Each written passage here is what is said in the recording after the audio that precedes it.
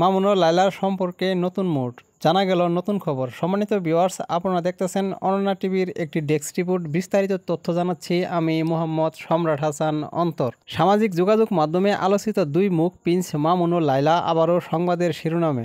দীর্ঘদিন ধরে আলোচনার কেন্দ্রে থাকা এই দুই ব্যক্তির মধ্যে চলমান বিরোধ সাম্প্রতিক সময়ে নতুন মাত্রা পেয়েছে। সম্প্রতি প্রিন্স মামুন একটি সরাসরি ভিডিওতে আসেন, যেখানে তার সঙ্গে দেখা যায় একজন নারীকে।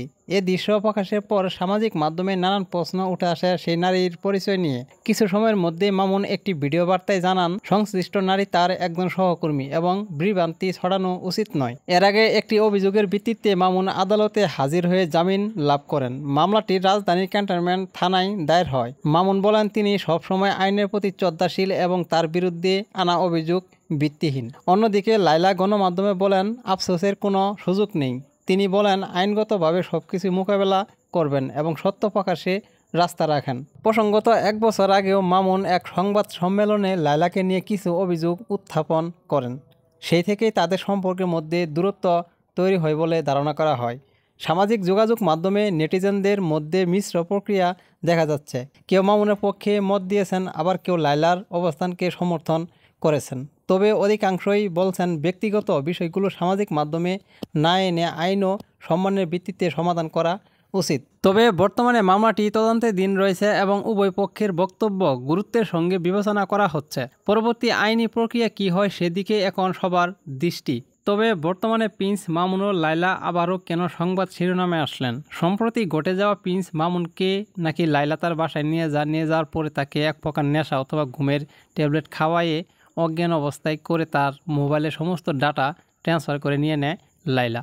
তারপরে সেইখানে থাকা কিছু ভিডিও ছিল, সেই ভিডিওগুলো একের পর এক ফেসবুকে আপলোড করতে থাকে। সেই ভিডিওগুলো সামাজিক যোগাযোগ মাধ্যমে ভাইরাল হয়ে যায়। একটা সময় যখন প্রিন্স মামুন বুঝতে পারে যে তার সেই ভিডিওগুলো অনলাইনে আপলোড করা হয়েছে এবং কি আপলোড করেছে লায়লা, তারপরে মামুন উত্তেজিত হয়ে লায়লাকে একটি ভিডিওতে এসে উশৃঙ্খল ভাষায় গালাগালি করে এবং অনেক প্রকার আজেবাজে কথা বলে। তবে একটা বিষয় আমার মাথায় কোনোভাবে আসতেছে না, কিছুদিন আগেও প্রিন্স মামুন এবং লায়লার সম্পর্কে ফাটল ধরে যায় এবং কি তারা দুজনের থেকে অনেক দূরে চলে যায়। তারপরে তারা আবার একত্রিত হলো, আবার সংসার করতেছে, আবার অনলাইনে ভিডিও আপলোড করতেছে, মানে ভালোভাবে চলতেছে। আবার দেখা গেছে তাদের ফাইট হয়ে গেছে, আবার তাদের ফাইট। আসলে ভাই বুঝি না তাদের এগুলা কিসের পরিকল্পনা, তাদের কি মানে ভিউ কামানোর জন্য? যখন দেখা যায় যে তাদের পেজের বা ইউটিউব চ্যানেলের রিচ থেমে যায়, তখন তারা এরকম নাটক নতুন করে শুরু করে, হয়তো বা এমনটাই। তা না হলে তারা এমন কেন করবে? যাকে একবার খারাপ বা অপরাধী বা অন্যায়কারী হিসেবে প্রমাণ হয়ে যায়, তার সাথে আমরা আবার কেন মিশবো? মুখের স্যাপ একবার ফেলে দিলে সেই স্যাপ কিন্তু আর তুলে নেওয়া সম্ভব না বা তুলে নেওয়া যায় না। তেমনই করা উচিত, কিন্তু তারা না, একবার এক স্যাপ ফেলাই দেয়, তারপর সেই স্যাপ আবার সাইটে মুখে তুলে নিচ্ছে, এমনটাই তারা প্রমাণ করে দিচ্ছে। অনলাইনে তাদের ঘিরে যা কিছু দেখতেছে না, আমি মনে করি সবই তাদের সাজানো নাটক, সাজানো প্ল্যানিং। তা না হলে তারা এমনটা কখনোই করবে না। দেখেন, বিগত কিছুদিন আগে প্রিন্স মামুন লায়লাকে ছেড়ে চলে যায় এবং কি দুধ দিয়ে গোসু করে একদম পাক পবিত্র হয়ে যায়।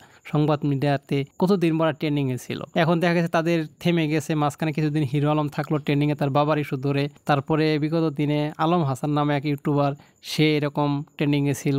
তার কিছুদিন আগে আবারও জান্নাত তুহার ট্রেন্ডিংয়ে আসছিল, কিন্তু তারা তো আর ট্রেন্ডিংয়ে আসতে পারতেছে না। তাদের রিচ এঙ্গেজমেন্ট একদম ডাউন, বা তাদের কেউ চিন্তাছে না, এরকমটা মনে হচ্ছে। এই জন্য তারা নতুন করে একটা পরিকল্পনা করে পরিকল্পিতভাবে আমার মনে হয় এই নাটক বা প্ল্যানিংটি সাজানো হয়েছে। তো দর্শক শ্রোতা, আপনাদের মন্তব্য কি অবশ্যই কমেন্টসে লিখে জানাবেন, আর ভিডিওটি শেয়ার করে সবাইকে দেখার সুযোগ করে দিবেন। সবাই ভালো থাকবেন, সুস্থ থাকবেন, সুন্দর থাকবেন। আল্লাহ হাফেজ।